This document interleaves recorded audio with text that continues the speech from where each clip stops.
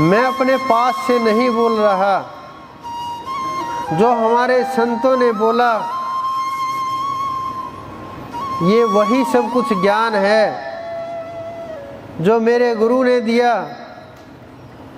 वही ज्ञान है। क्योंकि गुरु के बिना ज्ञान नहीं हो सकता। राम कृष्ण ते कौन बड़े, तीने भी तो गुरु कीन, तीन लोक के वो धनी, गुरु आगे आधीन।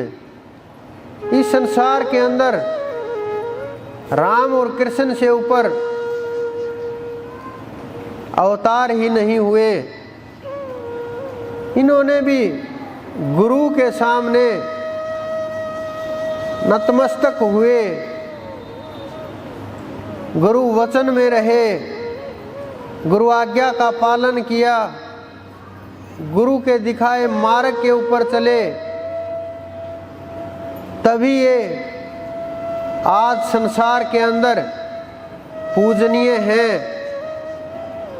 और पूजा की जाती है, ध्यान किया जाता है इनका, लीलाओं का गुणगान करके पार उतरा जाता है। सबरी एक शब्द के ऊपर अटक गई कि यहाँ श्री राम आएंगे। गुरु ने बोला और निकल गए। बहुत समय लगा दिया, कोई शिकायत नहीं हुई, कभी कोई शंका नहीं हुई गुरु के शब्द के अंदर, कभी विचार पैदा नहीं हुआ, कभी ये नहीं सोचा कि अगर मैं मर गई तो कैसे मिलेंगे मुझे परमात्मा। बस गुरु के शब्द के ऊपर रुक गई और समय इतना निकल गया, लेकिन कभी एक बार भी मन के अंदर आया हो विचार कि कहीं गुरु ऐसे ही बोल करके तो नहीं निकल चले, कहीं राम न आए तो। सवाल ही नहीं था कि गुरु ने बोल दिया और निकल गए।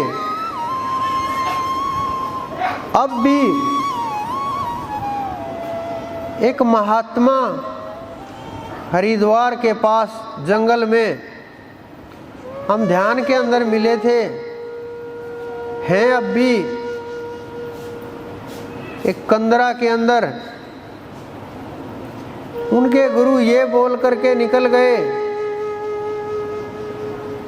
पूर्ण नहीं थे, साधना करनी आती थी, साधना से शरीर छोड़ना तो आता था, वापिस आना नहीं आता था। साधना से ये बोल करके निकल गए, मेरे शरीर की रक्षा करते रहना, मैं वापिस आऊंगा। लंबा समय हो गया, जो बैठे हैं उनकी आयु भी 350 के करीब हो चुकी है। वो अपने गुरु के शब्द के ऊपर वहाँ बैठे हुए हैं कि गुरु कब आएंगे और मेरा कल्याण करेंगे। शरीर नहीं छूटा, बुढ़ापा भी नहीं सता रहा, ऐसा भी नहीं शरीर का कोई अंग काम ना करता हो, ऐसा भी नहीं किसी चीज की कमी हो, ऐसा भी नहीं कि चला न जाता हो। उसी शब्द के ऊपर रुक गए। जो शब्दों के अंदर ताकत होती है, जो वचन के अंदर ताकत होती है, वो जीव को एक शब्द के अंदर ही तार देते हैं। इतिहास के अंदर किसी भी संत को देख लीजिए, उन्होंने जो बोला, जो रास्ता दिखाया, जहाँ परीक्षा ली, गुरु की चाल अटपटी, झटपट लखे न कोई, जो कोई झटपट लखे चटपट दर्शन होए। लेकिन जो बोलते हैं वही शंका पैदा हो जाती है। छोटी छोटी वस्तुओं के अंदर भी किंतु परंतु हो जाता है, तो साधना कैसे आरंभ होगी, हमारी चढ़ाई कैसे होगी? क्योंकि जहाँ हम खड़े हैं, जो हमारा आधार है, जिस आधार के ऊपर हम चल रहे हैं, जिस हाथ को हम पकड़े हुए हैं, हम उसी के ऊपर भरोसा नहीं कर पाते, वहीं शंका पैदा हो जाती है।